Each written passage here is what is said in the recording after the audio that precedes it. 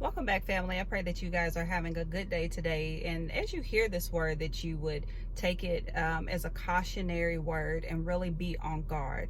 All right. So the Lord is talking about beware of snakes. Beware of those small or big snakes that are trying to disrupt and choke out the things in your life.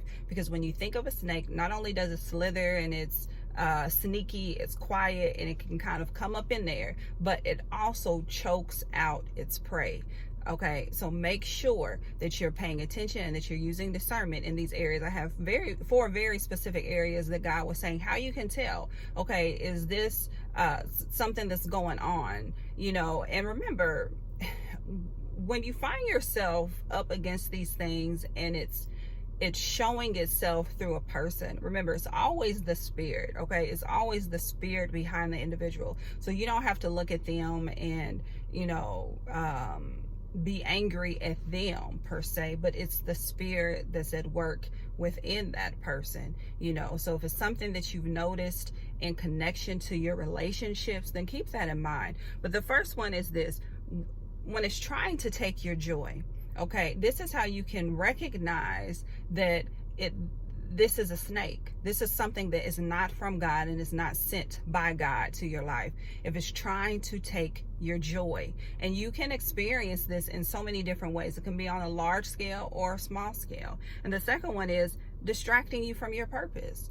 If you keep noticing that you get a lot of distractions that are going on in your heart, and then it's keeping you from walking in your purpose, that's a snake. The third one is causing conflict and disruption.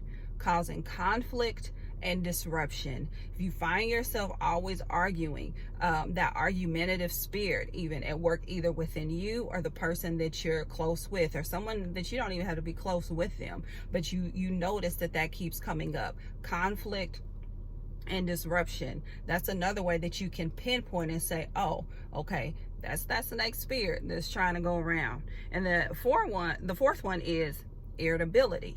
If you notice that you're constantly irritated by things,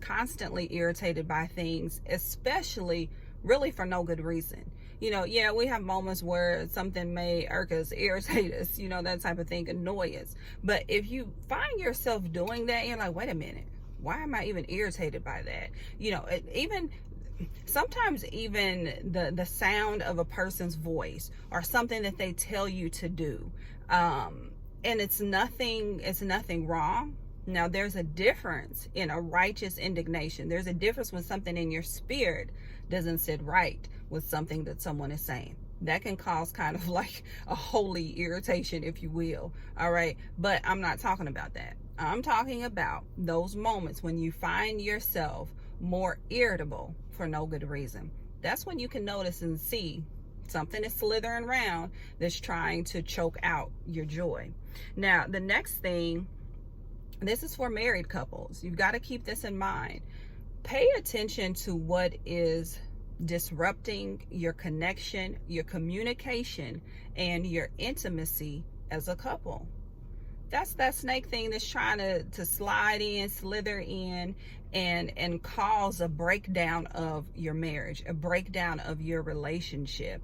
And one of the ways that can happen, and a lot of people don't like to hear this, or you may not like to hear it, whatever, then it's when kids are always at the center of your arguments. Don't allow children to come in between you and your spouse. I know that can be a tricky subject, and there's different layers to that. So just bring it before the Lord, okay, and hear what he's saying in this. So first, don't let that happen. And then even when it comes down to young children still sleeping in your bed, you've got to be careful of that. That can disrupt your intimacy, and then you wonder what's going on, or why the two of you can't communicate how you used to.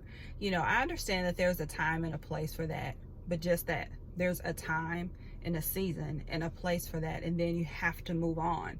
So, make sure that you're not allowing your children to be part of this disruption and this disconnect between you and your spouse. Again, this can show up in small or large ways. Yes, it can show up in other people, and or these snakes can show up even within yourself. So make sure you're examining yourself. Don't automatically go look at the other person and say, see, this is what you're doing. See, I knew you were a snake. See, I knew you were trying to slide in. Look at yourself first and see how these things are being played out in and through you as well. So I pray that you would take cautious to this word. Really, really, really seek the Lord. Put that fence, there's a hedge of protection around you. Make sure that that hedge doesn't have any holes in it by disobedience. So make sure that you're doing that you're covering yourself, that you're praying over yourself, you're praying over your family and your loved ones. And, if you notice this happening, again, if you notice it happening through someone that you do love, pray for them. Pray for them, and when you're able to pinpoint it, then now you're able to target it in your prayer, and you know how to address it so that it doesn't continue to happen. All right, so I love you guys. I pray that you would receive this word. Have a blessed day, and I'll talk to you soon. Bye-bye.